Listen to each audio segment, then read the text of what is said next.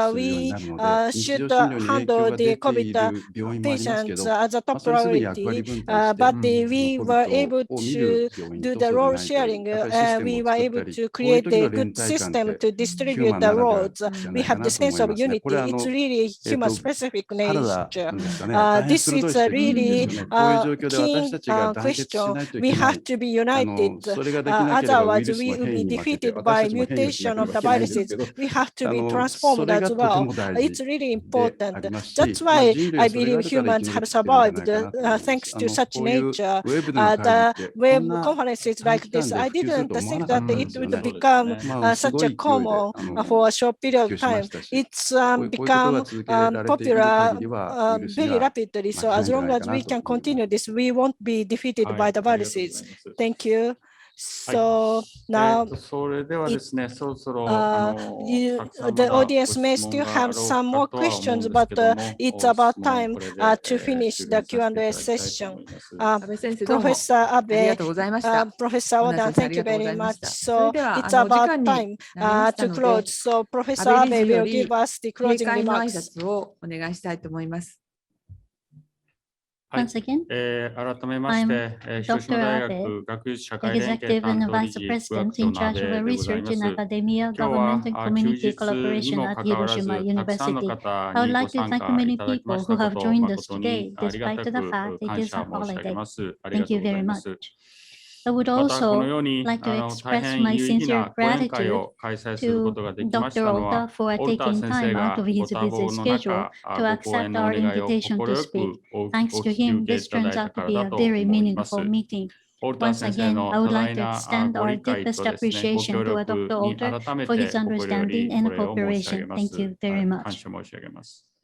Well, how was today's lecture and roundtable discussion? Today, we had not only researchers and students from a university, but also the general public and high school students.